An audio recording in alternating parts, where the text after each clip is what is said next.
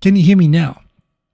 Believe in yourself. Thank you for highlighting that. I was just saying, actually, I've changed the setup with the microphone, as you can tell, because I was muted. Yeah, I've taken off the isolating mount because honestly, this desk there's it's not connected to a computer or anything vibrating. So hopefully you don't hear anything vibrating. You might hear me bump the desk or something occasionally. So hopefully the sound is okay like this. And actually, it makes it much easier just to fix the position because the isolating elastic wires on the old mount were all over the place. Anyway, a lot of stuff to talk about. Of course, I was away last weekend. There was an election in the upper house. I'm sure a lot of people I got some messages during the week about people having friends that were freaking out a little bit about the election result, particularly the way that the far right wing anti-foreigner Sanseto Party did quite well in the election, got a huge jump in seats and apparent public support. So a lot of people asking, I had somebody message me saying that they had friends who were panicking and could I recommend some good sources? When was I going to do a show? So I'm doing the show now. I'm going to talk about that definitely today. I did point out at the time that Langley Esquire's Japan Expert Insights YouTube channel is a great source of information for all of that stuff. I've done my best to sort of catch up and keep up. I must admit, I've not been fitting in time to watch as much NHK lately, which I've got to do again, but I can certainly give you my take from being here anyway. There's as usual, I tend to try to see things from sort of both sides. I'm not coming in. I try to set aside my own personal biases and kind of put myself in the position why are people voting for these? There are a lot of people, so you can't just dismiss them. So I'll do a bit of that tonight. Also, the PM is under pressure to resign. Japan's done a trade deal with Trump. All that stuff. We're going to talk about that. I'm going to ask you for some opinions actually as well on the content of my channel because lately I've sort of been putting together a list of little things I could make short videos about relating to my running and so on. I mean, since COVID, I've done a bunch to get into shape. I've made a ton of mistakes, including being hospitalized with kidney stones. I've done a ton of stuff. But I've come out the other end where I'm pretty healthy lately, and I've learned a lot through trial and error. I'm still learning stuff even now, and I feel like I've got a lot of things that anyone who wants to, get their weight under control. I mean, I had to lose a lot to get into the Japanese sort of system for that and generally be healthier. I think when you get to, as I am, to the end of your 40s, small things become bigger things and you start actually paying more attention, realizing that you've got to take care of yourself for a long time to go yet, but it's going to be harder. So I've been doing a lot of stuff with that. I'm thinking I might actually put some short videos if there's a mood for it. So yeah, lots of thoughts and things to talk about. But first of all, let's go through who is in the comments. Dan H, good to see you, Dan H. How was Korea? Korea was great. It was slightly cooler than Tokyo. They just had a lot of flooding and storms, so the weather was actually pretty good relatively. And I was only there for 3 days, but it was good weather. Had excellent food. I got to say, the thing about Korea that really stood out to me the most was I love Korean food, and I got taken out to my pork and gochujang sort of must eat over there. I put on a little bit of weight, which I shook off again when I got back. But they took me out for eel. I've never been a big fan of Japanese eel. I don't like the really greasy, oily way that they cook it and how they put all this really thick sort of, sweet sauce on top of it. Which to me is something that you do when you're trying to cover up the flavor of it not being very good. So I just presume that eel just must taste like crap, and Japanese are just cooking it this way to hide it. However, in Korea, I had eel Korean style, which fortunately was not living. I was worried it might be like the octopus or something. We had it on a barbecue. They sort of chopped it up and they cooked it just over a grill with salt. And it was amazing. Eel tastes amazing. I don't know why Japanese mess it up so badly. So that was kind of a revelation to me that eel actually tastes good, and the way the Japanese eat it actually just ruins it rather than anything else. So that was kind of cool. Korea was a good time anyway. With the election, the thing that worries you the most is the drop in Komeito and JCP support. Certainly traditional parties, far left wing, and basically the support bases of these parties are getting elderly. As we'll get to, I'll show you some stuff on that later on. Yes, they're definitely affiliated with Caring for Poor and the Old, and they lost nearly 1 million votes each. Their supporters are dying of old age, and and while yes, they are worried about looking after the elderly, they're not doing they're not very good at appealing to increasing young voters who are also participating more than people previously have, and that's what it really comes down to. We'll talk about that, but certainly. Both parties are somewhat like cults as well, you think, but that shows shows that there is cultural and black pill element to this.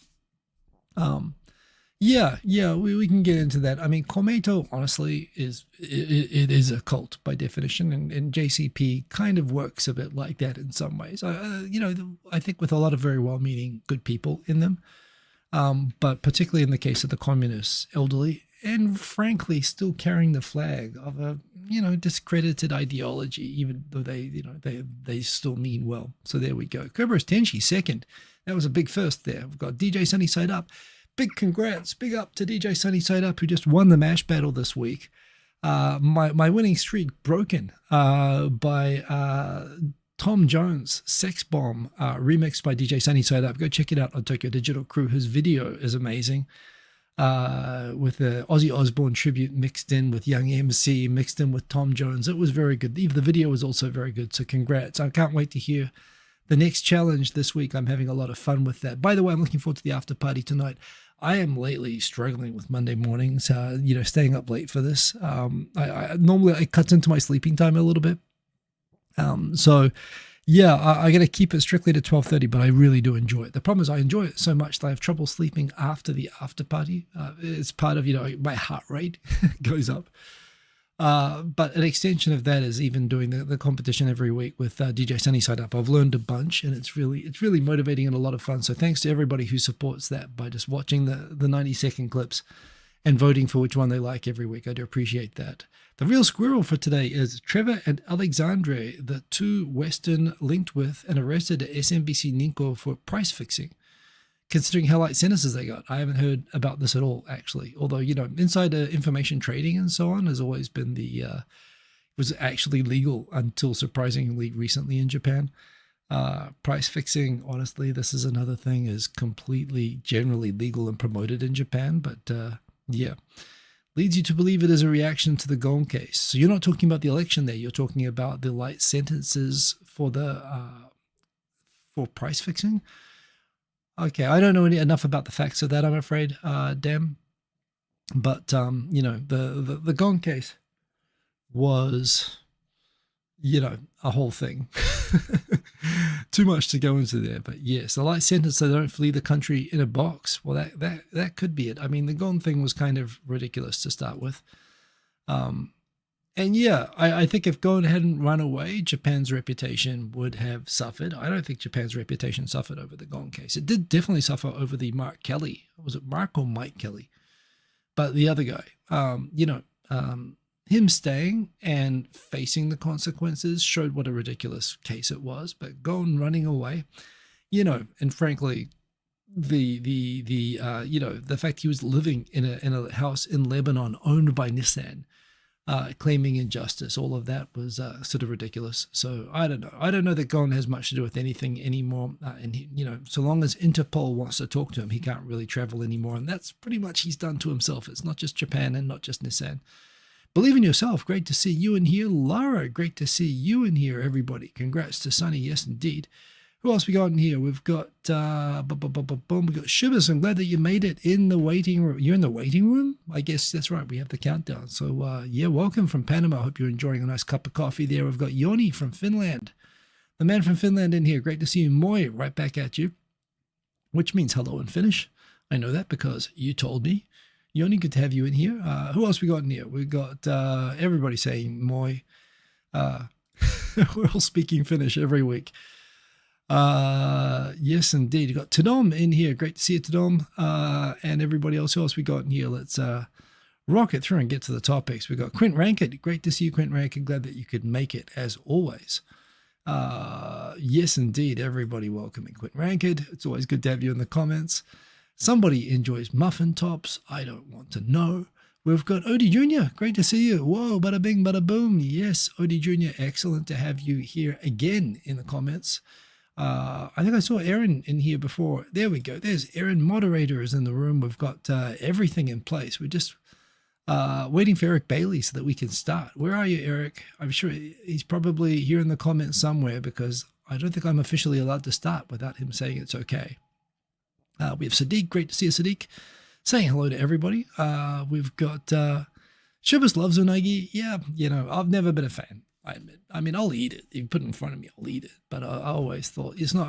I wouldn't say, hey, everybody, let's go to an unagi restaurant. It's so awesome. But you know what? If I'm in Korea, I might just say, take me to an unagi restaurant again. It tastes like soft, moist fish. Like in Japan, the way that they cook it, it's still oily, but they let it get rid of some of the greasiness, and it just turns into a really, really nice, delicious tasting sort of fish. It was excellent. I didn't know that eel could be that good. What else did I eat in Korea? Yeah, it was mostly, honestly, I had the coffee in Korea is either extremely cheap and terrible or extremely expensive and good. I had some very good coffee as usual. The first night I just went somewhere near the hotel, which had a really nice hamburger. I just did that. But with work, people taking me out, definitely had some bulgogi and basically some, stir-fried pork and chili miso sauce, which is just magical. I went through all of university basically eating Korean food. Just the sort of the Korean sort of style gochujang, which is like miso paste, only it's sort of a sweet chili. It's really good. So we've got all of that. Sunny is the sex bomb. It got proved totally. The people have spoken, democratically speaking. This week, DJ Sunny Side Up was the sex bomb. So congratulations. We've got a negative colonoscopy. Oh God, Blake Tengu, don't make me think of things. I thought I'd gotten away with not paying attention. Okay, we've got that. We've got Raymond Kanoy. That is interesting. Remember to like and subscribe. All of that. We got SMY. You know what? It's funny. I thought, should I put race? I thought I'd put a catchy title. And yes, here we go. I think we've got the bots. So welcome, SMY. Racist, hilarious, coming from USA 51st state. I don't know. Well, we'll get into that. But yes, Korean food I think is actually quite often better than Japanese food. So there we go. You stayed in Mishku directly above an unagiya. Aaron asking what I would ask. Did it smell like unagi? I'm not sure I'd be so keen on that all of the time. Well, I would worry about the bugs a little bit, but there we go. Korean style barbecue eel. It was your hairdresser who took us out for dinner. It's really back when you had hair, back when we all did. So anyway, let's jump into it because it looks like we've got a lot to talk about tonight. Well, first thing I like to ask, I'm thinking lately about doing like a series of like short videos or something like that, and maybe I'll post them as YouTube shorts. If I posted content not related to Japan, but just relating to tips for jogging, for starting to go jogging, and then, all of that, including how not to get injured, using the case of how I got injured, sort of what to eat, how I use like, tips for using the treadmill, for going to the gym, all that sort of stuff. I've got like a list. I have a notepad with like 20 things I could probably make little 5-minute videos of. Would that like aggravate everybody here a lot if I actually made content not just about Japan, but like relating to, exercise and my running and stuff like that? Because I sort of think about it, I've learned a lot, and I feel like sharing what I've learned, including referring to the channels that I watch that are actually experts on this. Dan H is all good. Lara's all good. Koyuki Ray, hello. There's Koyuki Ray. Konbanwa, Koyuki Ray. Good to have you in here. We got 3 yeses. No objections here. So, sounds wonderful, says DJ Sunny Side Up. It sounds like I've got support for. I don't want to annoy people with inconsistent content. But there again, I always thought that if I just post the same content, if I just put informative, up-to-date perspectives on Japan, this show would inevitably grow to 500 million subscribers. It has stayed exactly the same for like the last 10 years. And I'm not complaining. It's a very, very high quality of subscribers that I have. But I don't want to scare the ones that I have away. That's the thing. Yeah, if it doesn't annoy everybody, tell me if it gets annoying. But I think I won't post more than once a week. It's nice to have extra content to post up during the week or something, but I might do that. Just conservative. I mean, I'm not going for everybody. There's like 8 billion people in the world. 500 million is a pretty reasonable number to go for, but there we go. Koyuki-rei, please do. You're curious about how I go running with this heat. Well, actually, Koyuki-rei, I have recently, like today, I went to the gym. I was very much against the idea my whole life of running on treadmills. But when I started training for Tokyo Marathon, which is a story that I could also share, how I went from not running at all to doing Tokyo Marathon pretty much within 2 years. To get the mileage to actually for the training program that I found on the internet that I was doing, I had to go to the gym and run on a treadmill. And I had a great time. I was watching Netflix specials and reality shows and stuff like that. And I've kind of found ways to even make the gym kind of fun to do. So that's what I'm doing lately. When it's too cold and when it's too hot, I run in the air conditioning because, yeah, the heat stroke is a real thing. So I'm definitely being careful about all of that. PB, good to see you. On this day in 1953, the best Korea and South Korea signed an armistice. Oh dear. There we go. I do plant seeds now and then of Hiko-Simon. Oh, thank you, Hiko-Simon. I'm glad that we've got people discovering this. How about TP tips on running with a dicky knee? I tell you what, I've had knee things as well. I've got a huge ice pack. I have wonderful, really cushioned shoes that are really soft on the legs. And this is another thing. Running on treadmills, at least modern treadmills, are much softer and easier on the feet and the legs, especially training for long distance. I just stopped running on roads. I'd run on roads. I'd run 6K on roads and come back with sore feet and sore knees. And I'd have to ice up every night and stuff like that. I started running on the treadmills just to get in the training miles, and it helped a lot, But you know what? That's a really good topic. I feel like I should add that onto my list, except my list is in the phone, which is the camera that I'm using right now. So, okay, I'll take that definitely. Just came from Emperor's Palace run. Evening, 29 degrees, felt nice and cool compared to daytime. Oh, Yoni, you ran around the palace. I run around the palace most Wednesday nights if I can. If you're ever around, I'll run around with you. I mean, still hot and humid, still not fun running around at night, and you don't want to run too late at night. But yeah, good on you for doing the run. And honestly, running's always more fun with company to take your mind off it. So yeah, that's another thing. If you ever want to meet up for lunch, for a run, I'm very happy to do that. And I will. People are worried that I'm fast or something, and I mean, on my own, I'll run like an idiot sometimes, but no, I like running at a reasonable pace. And lately I'm focusing on zone 2 training, which is running with low heart rate, which means running nice and gently so that you can talk to people. So it's a good way to run. Okay, enough about running. People are here for the racism. And a rhetorical question, end of Ishiba. A lot of pressure lately after the election result, and is Japan racist now? So let's get into the topics. First of all, just an annoyance. If you look below this video at the sharing buttons, have a look. So whenever I post this video and I want to share it onto Blue Sky, which is what I'm using now instead of X, you look at the sharing buttons. You can't share to Blue Sky. You can share to Tumblr, which I didn't know still existed, Blogger, which I think is shut down. You can share to VK. You can share onto like the Russian Facebook, and you can't share onto Blue Sky. And I sort of get if it was like owned by Elon, but it's run by Google. And honestly, I just think Google is just like too big and slow and stupid to be able to update its features anymore. It's really annoying that I have to manually write out and copy, and I can't just automatically share onto Blue Sky. It seems ridiculous to me. Believe in yourself. Apparently familiar about VK. I definitely listen to music. In fact, I literally use now my DJ software when I run to keep my pace correct. And lately I've been increasing my cadence to 175. So absolutely I can talk about that. So anyway, YouTube, I don't know. It's insane to me that it's got VK, Tumblr, and Blogger, but not Blue Sky. I don't know. What the hell, Google? Seriously, it's ridiculous. Congrats to DJ Sunny Side Up. So with the election results, and maybe I should try to find the Nikkei post, which you won't be able to see. Key election takeaways. So let's go through. This is Nikkei really is the best summary. And here you get to look behind the paywall.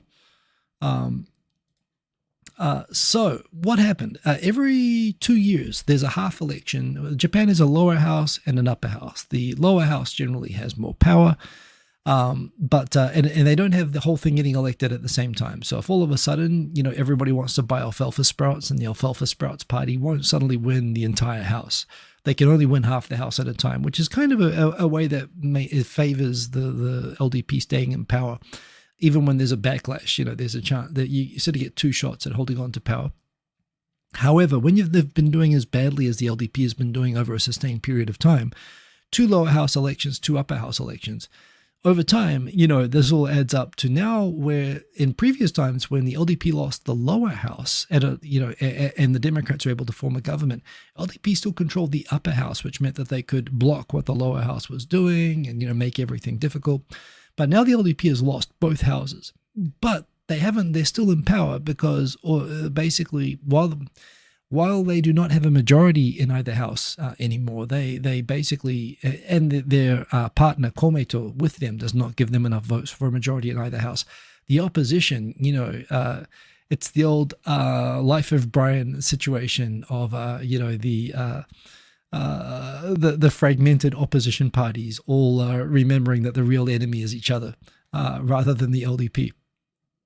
So the opposition can't really come together to really oppose in a unified way. Within the opposition, there are right-wing parties, there are left-wing parties, there's a Communist Party, there's a Socialist Party that used to be part of the North Korean Workers' Party, and they just can't get along. And when they do get along, people retaliate. There are a lot of people in Japan who support the left but will never support the communists. And when they do election cooperation with the communists or promise that they're going to, agree on how to, on offering an alternative to the LDP, people say, well, I'm not voting for any of you if you're teaming up with the communists. And there's parties that are actually more right-wing than the LDP, including the relatively mainstream Democratic Party for the People, DPFP, which was a split off of the Democrats, the Osakan Japan Innovation Party, which is sort of in a bit of a decline, and the up-and-coming far right-wing parties, the Japan Conservative Party and Sanseito, which has been the big discussion of this election. And they got a lot of voters, so they got a lot of votes. So as Dan H. pointed out, traditional parties out, new parties in is the first takeaway. Basically, I believe the dark colors below represent seats based on the current election from the half of the upper house being elected. The pale colors represent the seats that they had before, or basically that were already secure and not up for the election. But the LDP lost 13 seats while its partner gave up 6. So now in total, Komeito has 21 and LDP has 101. So they lost 15 seats, but they still have way more seats than anybody else. But what is interesting when you look at this, you see that the main opposition party, the center-left CDP, which a lot of people just don't want to vote for anymore because they did so badly when they were in government, they, as you can see, doesn't show the number here of seats that they won in this election, but you can sort of see that the total, while they are still relatively big, the Democratic Party for the People, which used to be part of the CDP, and you can see would actually have them quite close if they were combined together, but they're split apart. And by the way, they're offering to help secure a majority in Parliament with the government, possibly in exchange for the leader, Tamaki, which is the name of Auckland in Maori, by the way. So it's memorable for me. He wants to be Prime Minister, and maybe in exchange for being made Prime Minister, he will agree to support the LDP in both houses and give them a majority. Another party that could give the LDP a majority in both houses would be the Japan Innovation Party, which is the Osaka First Party. They did really badly. They lost a bunch of seats, and a lot of the people who were in West Japan who were voting for the Japan Innovation Party, whose fundamental principle is just making Osaka seem more important, like making it an official backup capital for Tokyo and so on. Everybody has sort of switched from them to Sanseito, which implies they're the same sort of voters and they're basically moving for the same sort of reasons, that they're looking for an exciting, inspiring alternative that's not a flaky left-wing party, that's not a traditional mainstream party, and that whenever they talk, they seem to have all the answers. And they sort of flip around. That's very much what the Japan Innovation Party is, and it's currently what Sanseito has been, especially via social media in the current election. The Communist Party, I tell you, the rumors of a Communist Party not stopping. It looks like they may stop. They're down to just 7 seats now, whereas they used to be a lot bigger. The others include things like the NHK Party and the Reiwa Shinsengumi, which was kind of a new, kind of catchy and popular for a time. I mean, these are literally like, sort of panda parties, that little boom popularity sort of parties. And I think that, at least for now, Sanseito is still in that category. They're riding a positive wave at the moment, but they haven't really shown yet that they have the staying power to be a serious long-term party, but they're trying to act like that anyway. But the first thing is definitely newer parties, and I don't think that Reiwa Shinsengumi, they are new, and in terms of being a kind of an AOC type inspirational new left party, some people are going for them, but generally speaking, the right was more popular. So the first takeaway according to Nikkei, definitely clear here, as Dan H said, that traditional parties are out, new parties are in. Definitely new parties did very well in this election. The youth revolt, as they say, the youth may be revolting, but they're the best that we could get on short notice. Yes, young people, there was a high turnout in this election. Traditionally, young people don't bother with Japanese elections, but somehow recent young people, since they lowered the voting age, and with social media and so on, young voters are turning out. And they are voting, which is disrupting the whole thing in Japan. Sorry, Quinn Rankett, good question. When I said NHK party, they are a party for the purpose of destroying the NHK, which they call the NHK party, ironically. Their platform is for getting rid of the licensing fee, which actually most Japanese people have polled completely agree with. The idea that there's a legally mandated contract that everybody has to pay money to NHK. Everybody is against it, and they did well off that for like 1 or 2 elections until people discovered that the leader is crazy. And in spite of that, I think they still got like 1 million votes in the last election.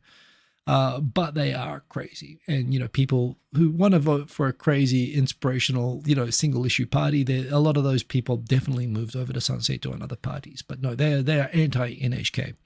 Ironically, they get broadcast time on NHK to say how their main focus is being against NHK. However, they've been around for too long, and they've had other things like they had a member who got drunk and said that Japan should invade Russia and various other sort of things over the, they couldn't really hold up over time. Anyway, coming back, so young people turned out in bigger numbers, and they are voting. The traditional image that, elderly people get more conservative and young people are idealistic and, vote liberal. Well, not necessarily, although these make for interesting colors here. So have a look at this. 18 and 19-year-olds, a very small block in Japan, but remember the voting age used to be 20. It was recently lowered. Overwhelmingly, actually, rather than the traditional LDP, if you talk about Democrats and Republicans, or Labor and Conservative, or the equivalents in whatever countries that you're in, those would be, the Conservative would be LDP, and the Labor, left wing, Democrats or whatever would be the CDPJ. As you can see, both of them, among elderly, they start to look like a mainstream right wing versus left wing mainstream party. But for youth, nobody wants to vote for them, like combined less than 20%. And Komeito in here kind of has a relatively consistent thing. But here again, I think this just reflects that people in their 20s and 30s don't spend a lot of time participating in the religious group that is behind Komeito and says everybody needs to turn out, elderly. And I don't know, it maybe implies that there's less participation in religion. Of course, Komeito is basically backed by the Soka Gakkai religion. There are some candidates and some people apparently who for some reason want to represent Komeito and have nothing to do with the religion, which they point to because constitutionally religions are not allowed to have political parties in Japan, but somehow Komeito exists. But this is definitely a reflection of participation in the religion because all of their votes are based on their religious congregations being told to vote for this party. So, but you look over here, all of a sudden you got this huge block over here, which is the Democratic People for the Party for the People, which is basically the right-wing split off from the Democrats. New, they've never been in government, so they haven't been tested, so give them a go. Huge block of votes here, and a huge block of votes, the biggest votes, as you can see, big, big, big, small, small. Sanseito, young people want this party that basically wants to, rewrite the constitution. That they want to regulate foreigners in Japan, block foreigners from access from being able to own land. restricting access to social welfare and so on, restricting access to citizenship, various sorts of things like that, reinstating Japanese military. There's actually, I'll go into this in more detail a little bit later on, but because their rhetoric has fundamentally been very targeted at foreigners, it's been basically they've realized that they've been scoring a lot of points by being sort of anti-foreigner. Mainly, it has to be said, more conscious about tourists and so on. Like, for example, highlighting cases where Japan's frankly kind of liberal attitude towards foreigners. Japan might not be thought of as a country that's liberal towards foreigners, but it kind of is, honestly. If you look at it on paper and you compare certain points to other countries, the fact that Chinese tourists, for example, in Japan, while staying at hotels on vacations here, were able to drive, not just come over with an international driver's permit like most people do, but are actually able, using a tourist hotel and being a tourist as their address, were able to go and simply ask for a full Japanese driver's license. And given that their road rules are quite different, again, this is places wanting to welcome Chinese tourists, but some of these Chinese tourists got full Japanese driver's licenses and had crashes, which made everyone think, well, why is Japan being so nice to China? And this is kind of a theme, the sort of China paranoia, and sort of dissatisfaction with, the effects of over-tourism in some places has definitely played into their heads. And young people looking for answers are definitely clearly looking at these two. Reiwa, which was mentioned, seems like left-wing to the extent that the left wants to look at, new solutions other than the Communist Party. It seems more 40s and 50s are voting for Reiwa Shinsengumi. Young people don't seem to be as interested in left-wing sort of solutions. Conservative, by the way, is more conservative than Sanseito. In fact, this definitely is not a left-to-right continuum, by the way. But interesting as well, the Communist Party, overwhelmingly their supporters are in the over 70s, which in Japan is a large constituency. But there's been a whole thing talking about how, to the extent that the government has decided that where young people can't afford to live and want a reduction in the sales tax, the government knows that sales tax is funding the social welfare and the pensions of these people over 70. And they're worried about these votes over here who are turning out for them. So essentially, the LDP not cutting sales tax and income taxes to relieve the suffering of younger people has caused this huge backlash. It causes the support among the elderly, and it causes the backlash among the young.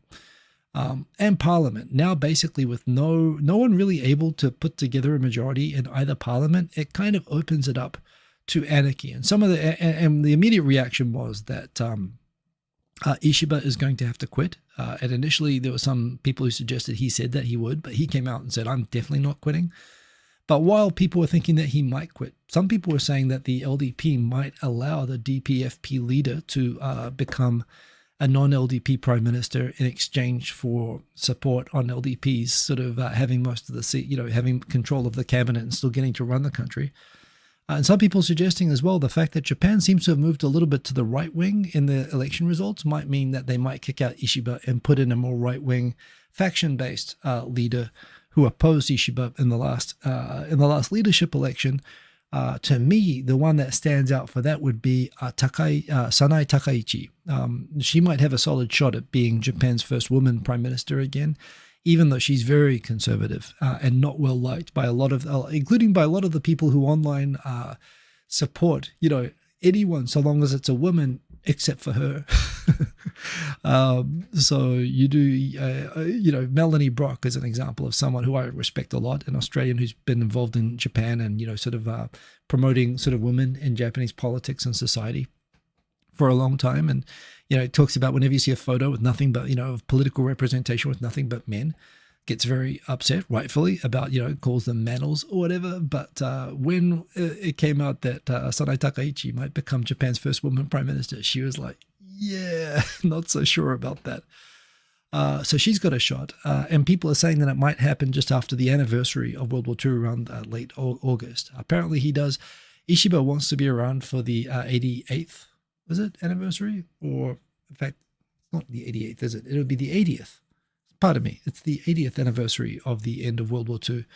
And Ishiba wants to be around for that, apparently. But he's indicating, actually, he might not come out at all. But between that and the tariff negotiations, which have come out this week. It's another topic we're going to talk about, that Japan has done a deal with America. The details are not out, but apparently Japan has been able to negotiate a 50% flat tariff with America.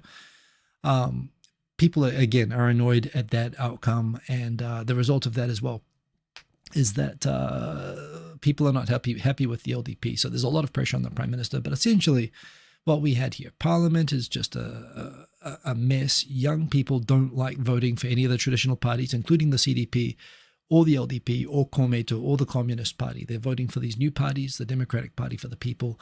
Nobody's voting for the Japan Innovation Party. They're kind of basically the people who are looking for someone with easy populist answers. They're all moving over to Sanseito at the moment. So anyway, into the comments. Tell me what you're thinking if you've got questions. I'll share some more about this in a moment, but let me come back a little bit. So what do we got in here? Just scanning through. Just did a palace run. That was awesome. A new Sanseito party. Stop these damn gaijin running around the Emperor's palace. There we go. The days are numbered. Charlie Brown? No, they're not really. And by the way, people worry that this is a new trend of Japanese people becoming racist or anti-foreigner. No, in fact, some people pointing out that Sanseito got a lot of votes, like 1 million votes in Tokyo, but I recall, I don't know if it was Sanseito. I was looking through my tweets trying to remember who it was, but there was like even 4 or 5 years ago, there was a far right-wing sort of, anti-Korean primarily party, kind of known for having, being involved in racist. It might have been Sanseito that was involved in these sort of marches in Korean neighborhoods and stuff like that, and they got like 1 million votes. And again, people reacted then, oh, Tokyo's become racist. I think there's the same number of grumpy people in Tokyo who just vote for this sort of thing, have always been there. And most of these parties are relatively fly-by-night because, honestly, they tend to attract so many loons that they sort of do themselves in, given enough time and rope. But that's it. Sanseito is trying to establish itself as a credible, party.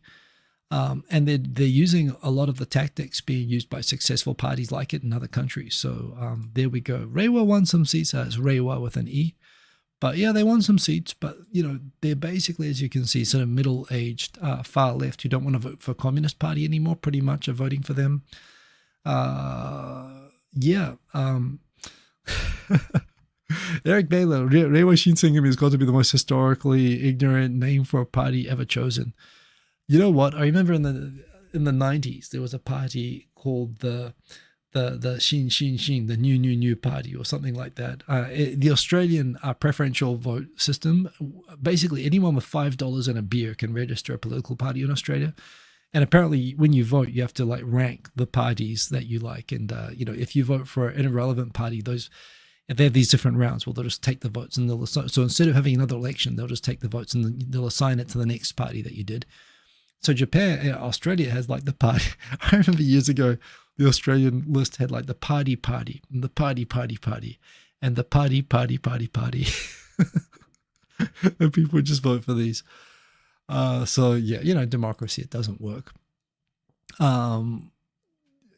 It's funny. Japan's Communist Party's always said, we're not like those other communist parties, but They do carry the name. They're not affiliated, by the way, with North Korea or China, but they're basically against the emperor and against the U.S. military, which and pro-union. That sort of got them far enough, but they're sort of tainted, obviously, by their history and their label. So yeah, we should start a BBC party in the UK. Hey, well, I'll tell you what. If you BBC would have. Oh, is my camera frozen? There we go. Oh, that froze in an awkward position. I'm sure the BBC probably has a broadcast fee, right? Like New Zealand does. I'm pretty sure, yeah, you probably get support for it. Cats marrying dogs. What do we have? What about Reiwa? They seem popular among the Japan youths. No, they're not. I mean, I know that they have, there was a time when they were new that they had some universe and they would put in, a lot of disabled candidates and young candidates and so on. But you can see from the breakdown over here that their support, them being the sort of aqua thing, is basically people in the 40s and 50s. Not really significant support. Not a lot of support for leftism among the really young at the moment, which I think is just a continuing trend that in terms of information over the internet, the left is just not very good at getting its message across. the right, I think everywhere is a lot more successful there. Quinn Rankid, do they want to do away with Article 9? Of course they want to do away with Article 9. In no country, Costa Rica is the only country in the world that constitutionally doesn't have a military. The thing is, yes, relatively speaking, getting rid of Article 9 and forming a military, is a dramatic shift for Japan. But at the same time, Japan has the fourth highest military spending of any country in the world.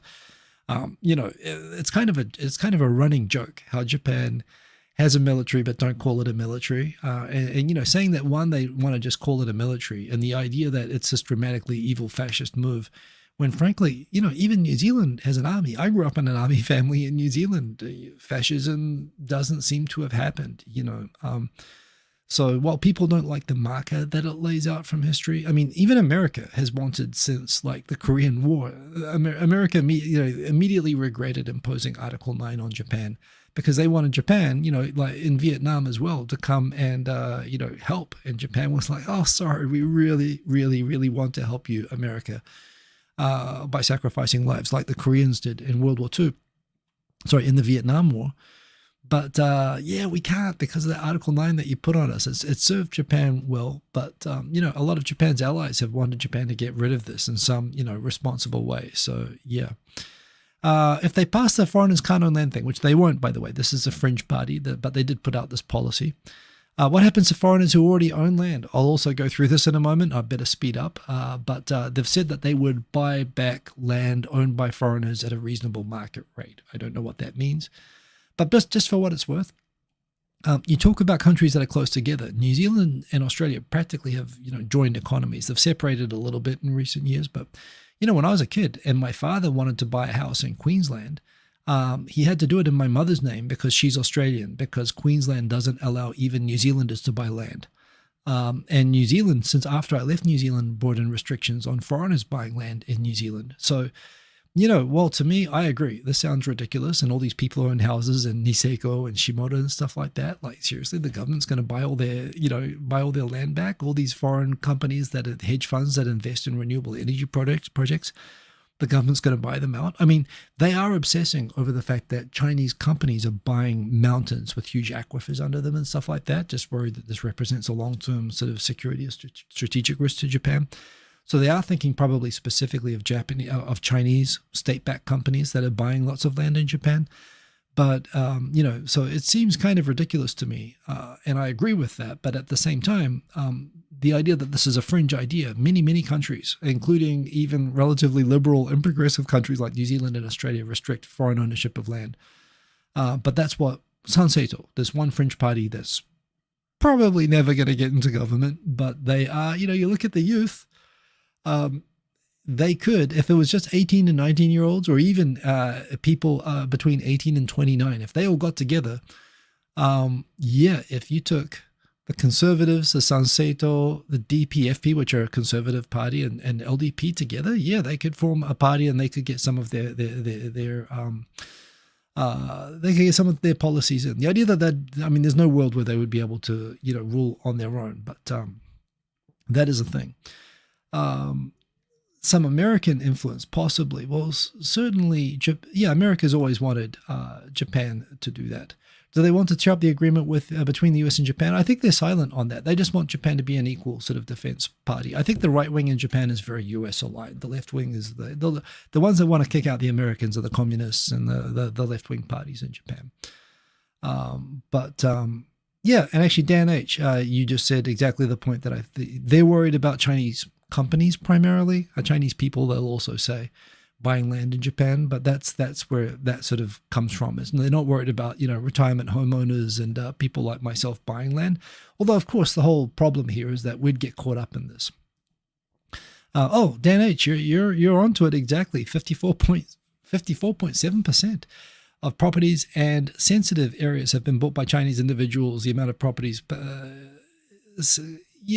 basically I think someone did a survey there where they found that all the land being bought around American bases, naval and air bases, was basically Chinese registered companies.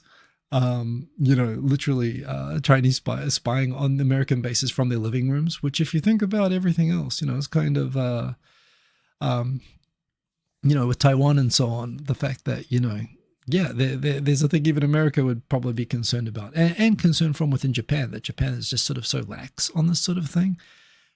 What we don't want is, of course, an insane overcorrection, but that is what's happening with that. And yes, New Zealand is in Australia's constipation. No, we're not stuck up their ass, but we are in their constitution. So we shouldn't be allowed to buy land. Thank you for that. Very helpful. Yes, all of that. Damaster, glad that you can make it. I'm going to speed up because there's more to go into here, but that's the big thing. That's what happened last week. To be clear, San Seito is still a fringe party. They've got no influence. They're never going to be allowed into government, although they're releasing manifestos and so on. This is their framework, which they're putting out, but they don't have... In Japan, you need the support of multiple parties to get anything through. And even when you get full control of government like the CDP did, they weren't able to do anything. So you're right, there is a party that's getting votes and has the support of young people that wants to do some pretty dramatic stuff, including targeting foreigners in a lot of different ways. But at the same time, they don't really at this point have any more of a chance of becoming government in Japan than the Reiwa Shinsengumi. So the idea that this is real, at least for now, is not the case. But the STP, the Socialist Party, they barely qualified for being recognized as a formal political party. That's because they are the North Korean Workers' Party branch in Japan, and even though they are against discrimination and they say awesome things, the abduction issue and the abuse of human rights in North Korea kind of makes them look like assholes, which they still haven't really recovered from that. So there we go. She's going for it. Good for her.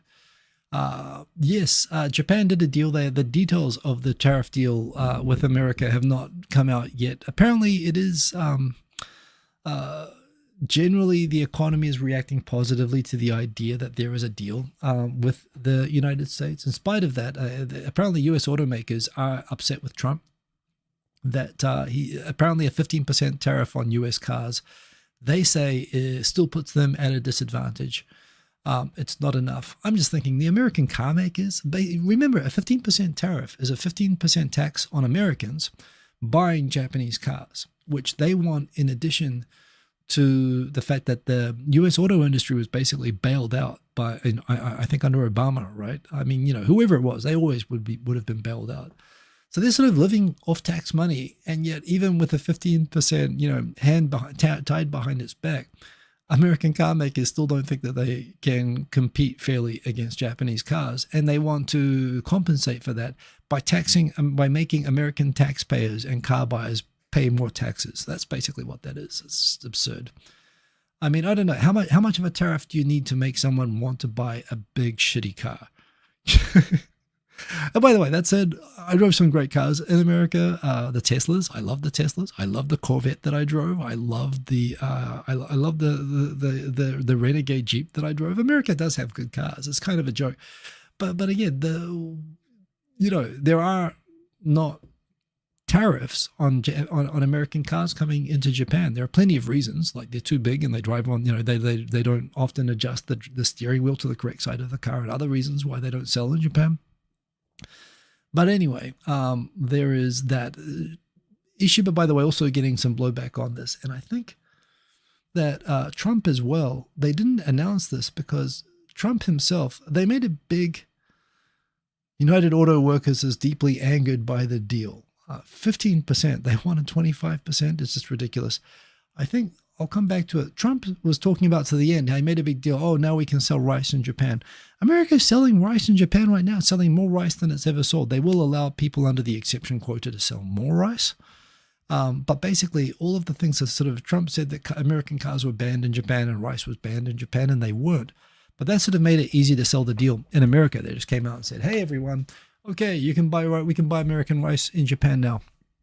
Good deal, 15%.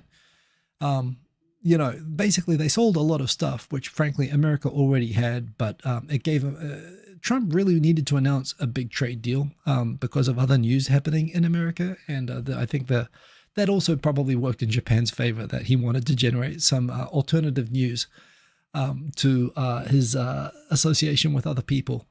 So maybe I don't think it worked, but maybe that's everyone's advantage. But he makes it look like when Japan has promised to invest $500 billion in America, which is basically the SoftBank deal with OpenAI to invest in building data centers, which, by the way, it definitely does not have the money for. It's going to do it through financing.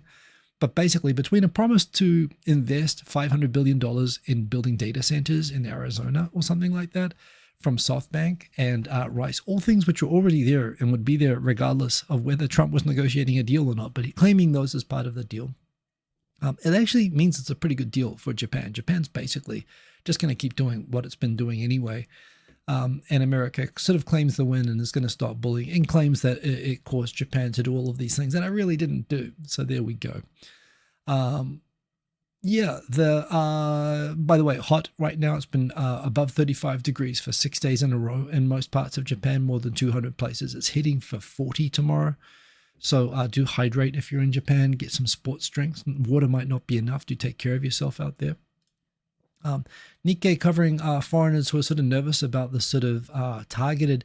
One thing as well, most countries normally do debate immigration, and it's actually, I've always commented that in 26 years here, Japan has dramatically liberalized immigration from what it was. There were less than 1 million foreigners when I got here in 2026. And now, there's like more than 3 million. And of those are, 900 of those million or so foreigners that were here when I arrived, like 700,000 of them were fourth generation Korean and Taiwanese who were born in Japan, multi-generational, but just weren't, didn't have Japanese citizenship. So, from that perspective, the number of foreigners has literally gone from 300,000 people who moved to Japan and lived here as foreigners to 3 million. It's gone up 10 times in my time here. And it happened all under the LDP and and without any real sort of public debate. And the fact that Japan's gotten away without having an immigration policy debate when this has been so central sort of everywhere. Pocari Sweat versus Aquarius. I drink Aquarius, but I think that the consensus is that Aquarius is just full of sugar and salt. It's kind of hidden. Pocari tastes sweeter, but apparently it is not as bad for you as Aquarius is. So you should definitely drink Pocari Sweat. I think Aquarius is like Coca-Cola sports drink, basically. So I have a bunch of Aquarius because they sell it without the labels, which is the way that I like it. But from a vending machine, I used to get Aquarius all the time. Now I always get Pocari. Very important topic. But coming back on immigration. So yeah, Japan is now debating because Sanseito is bringing up immigration into the debate. And people are, basically completely uninformed about this because they see 36 million tourists coming to Japan. They're seeing 3 to 4 million tourists coming into Japan every month. And people are saying we should, restrict foreigners and so on. And some people are, literally freaking out and thinking we should leave the country. Japan's never had an immigration debate before. Nobody's really talking about that kind of level of kicking people out. But certainly, and remember, Abe, while letting people in, was saying that, oh no, I think we can we can support the economy of Japan without having to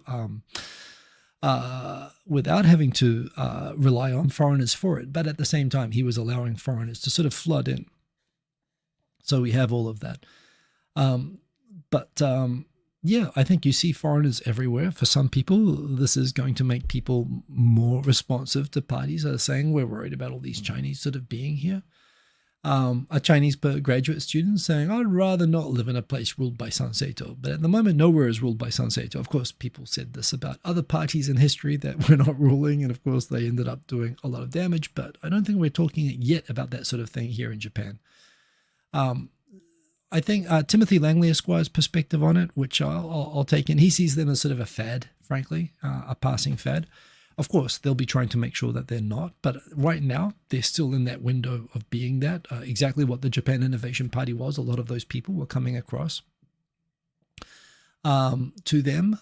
However, yeah, I think this person, a 65-year-old American CEO and company president who's lived here for 40 years, he thinks that people are frustrated at the weakness of the yen. I'm sure he's frustrated I'm frustrated at the weakness of the yen. But certainly the situation we have rich foreigners coming in and the inflation it's causing, the fact that people can't afford, to go to hotels and to travel domestically, is certainly a big problem, and it's causing some resentment and so on, and two-tier pricing and all this sort of thing.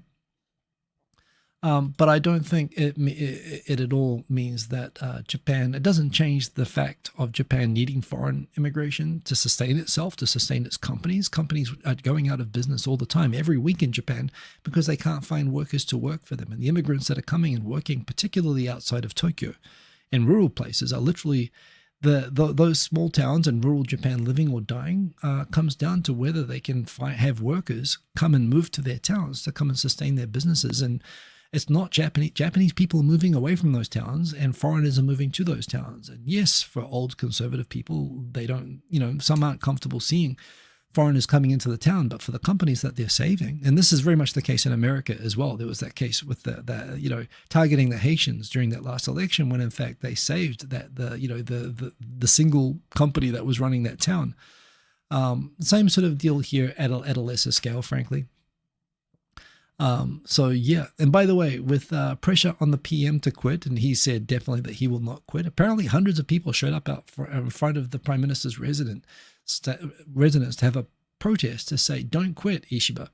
The guy's got 25% support, which by the way is a 5-point increase over the previous week. Now that people realize that it might be Takaichi as Prime Minister, all of a sudden people are saying, "Hey, you're ugly and we hate you, but don't resign because we don't want anyone else." Apparently hundreds of people spontaneously showed up in front of the Prime Minister's house to protest, to say, "Yeah, you suck, but everyone else is even worse, so please don't resign," is the dramatic situation here at the moment.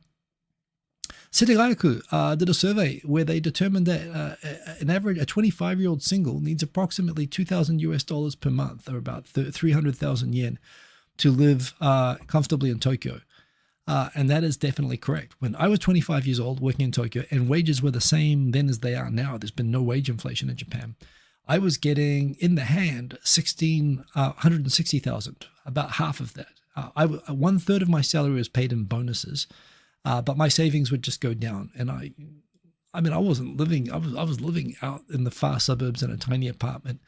And it was tough then. And frankly, with inflation and everything, things have gone up more now. Nobody 25 years old. This article doesn't say what the average wages are.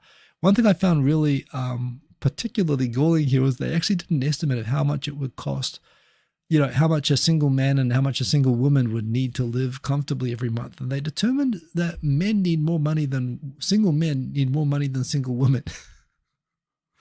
Here we go. The results show that a single 25-year-old man living in Setagaya Ward would need 296,560 yen per month, and a woman would need 287,089 yen. So, I don't know. Looking at the age of the people doing this, I see the woman there with her arms tightly folded. Hey, yeah, you don't need so much money. You're a woman. I don't know. I still sense problems here. I don't know that it's somehow less expensive to be a woman than a man. But yeah, they actually broke down, literally right down to how much they need for like toothbrushes and stuff like that. And apparently, I think probably men for entertainment. I don't know if they're counting going to hostess bars as part of the cost. Perhaps women are more resourceful. Who knows? But yeah, but the overall conclusion sounds right, even though, yeah, I'm not quite sure about some of the details of that. So yeah, Ishiba asked rhetorically when they said, "Is it time for another prime minister? Do you think you should let the other factions take over and become prime minister again?"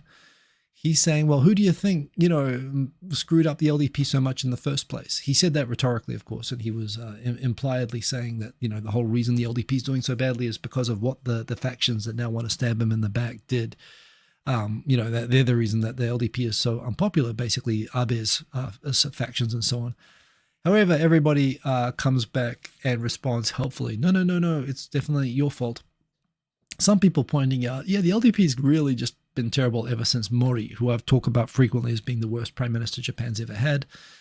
There's all sorts of people offering helpful suggestions there.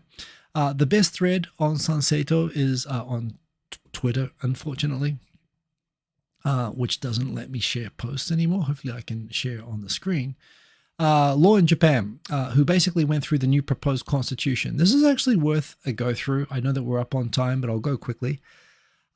So this is what so yes, while they are exploiting xenophobia basically for votes and doing so relatively successfully, including 1 million votes in Tokyo, which is kind of alarming, 1 million votes have gone to other parties similarly before. It's not a new thing, and I don't think Japan is dramatically shifting towards becoming worse for foreigners, and I don't think that these people have a shot at becoming in power. However, what they are proposing is that, for example, my son, who has a Japanese parent and speaks Japanese, I mean, when he speaks Japanese, he doesn't speak very much, and values Japan. I mean, what does that, how much do Japanese kids value Japan? But anyway, I think my son wouldn't lose his citizenship. It does even allow for naturalized citizens, but things that go back to making it harder than before. They've got the general thing about, yes, getting a military again, making it easier to amend the constitution. Foreigners would not be allowed to own real estate, and those that do would see it expropriated at a fair price, whatever the hell that is. They're talking about the Chinese land ownership, of course, but there's a lot of foreigners in Japan, a lot of foreign companies that own in Japan. So, yeah. Anyway, rapid fire, and then I will come back to comments because there's a lot going on. We've got the MASH battle. We've got Myosu. If you're worried about Japan's lost its mind going for right-wing racists, don't worry. Myosu lost. Oh, yes. I mean, yeah, again, we all want Japan to increase its representation of women in parliament, but please, fight within reason. Yes, some people saying that the Prime Minister under pressure to resign might bring Kishida back, but no, Kishida's not coming back. Takaichi would be the most likely one. Same-sex partnership is recognized in more than 90% of Japan's municipalities now, but the central government still doesn't want to do anything about that, which is a shame. Populist politics on the rise. I mean, those are the main topics. I'm going to come back into here. Max Ren, I saw your comment aimed at me. Do I drink Pocari as an energy drink for sport or just a regular drink while you're working at home? I used to drink sports drink normally. Now that I know how bad it is for you, I drink it literally if I've done exercise and I am depleted of minerals and salts and sugar. I do drink it as a replenishment after intense heat and dehydration and exercise only. I do not drink it outside of that. When I'm outside of that, I drink water. I would drink fruit juice and so on for years. I still might sip some fruit juice with breakfast. In order to drink more water, I'll sip it with water. I've come around to how basically most drinks, including sports drinks, are just a way to drink more sugar, which just destroys you from the inside out, which is why really, as much as possible, you should try to minimize sweet drinks. It's literally just pumping sugar into you, including in sports drinks. But I will drink sports drinks for the purpose of the salts that are inside those drinks after I've done exercise. So that's me on that. Demaster, do I think IKEA owners will have to give up their land too? That was not asked earlier. Sansei, I don't think they've got a position on IKEA. Honestly, I would be for anyone proposing expropriation of IKEA. I actually think, again, most countries have rules for basically expropriating land for like town planning purposes, like for widening roads and stuff like that, which Japan doesn't have. Japan just has absolute land ownership rights, which is kind of good, but it's kind of why there are so many narrow roads and stuff everywhere. So, I think actually Japan needs expropriation of IKEA in order to help revitalize a lot of these towns, because when you have these towns where they're 50% IKEA, nobody wants to move to a ghost town. Whereas if you could expropriate that land and convert, have it turned into parks and stuff like that, you can make it a nice place to live that people would want to go there. Isn't there Aquarius Zero, no sugar? Yeah, but who wants to drink that? And again, I recommend Pocari Sweat over Aquarius just because it has a lot tastes sweeter. It has less sugar. Ironically, it's not as bad for you as what apparently people say. And yeah, I'm not into artificial sweetness as well. I should have just been talking about Pocari this whole time. Clearly, that's it. That might be counting costs for dating women. Conversation. I suppose there's that. So I suppose instead of guy they're expecting sugar daddies are being factored into the budgeting. Who knows? The mysteries of Japan. There's an after party. Thank you, Aaron. Thank you, everybody, for keeping me company. I'll take a couple minutes more questions if you've got them. But the conclusion is Japan becoming more racist? It is not. However, that said, the exploitation of immigration and race as using online campaigning. By the way, I didn't even say the main reason that Sansei to the tactics that they've been using is what's worked in America is what's worked in Europe. Don't trust the lamestream media, pointing out basically cases like the driving licenses and other cases where you find one incident of the government being lax about something, and you can say, look, the government's letting this happen. This is an outrage, and the Japanese government lets a lot happen. Frankly, they're pretty slack, and it's pretty easy to point to cases of not having rules for things and not really. It's actually one of the things I like about Japan is, frankly, like during COVID, there was no mandatory rules for anything. It's really Japan has a huge pressure as a society. There are lots of societal rules, but it's not a society that is like Singapore that fines you for everything or has actual regulation of things. It's pretty easygoing like that. But that creates an environment where it's easy to point out things that are wrong or that maybe there should be a rule for, and exploit the fact that the government and the media do cooperate in Japan to not feature certain problems. And when you exploit that mistrust that people correctly have of the media and mainstream politics, the votes come, and lots of parties do that, and they've played that playbook really well. And and it highlights that the government has to, do more to be accountable for what it allows and to explain its policies. So I don't think that this is these people are exploiting the obvious enormous flaws. I really wish that the left would be as good at this sort of thing as the right is, because it opens the door to extremists to be able to take advantage when you'd hope more moderate people could take advantage in the same ways. So anyway, same as what's happening everywhere, but I'd still say I'm still very comfortable being in Japan as a 26-year Japan resident. Obviously, I wouldn't want things to get any worse, but I still feel pretty good about things here at the moment. And I think that Japan is changing for the better, frankly. So, yeah. Eric Bailey, by the way, I'm glad that you made it. I was waiting for you to let me start. The tax laws in Japan are Kafkaesque. Yes, they are.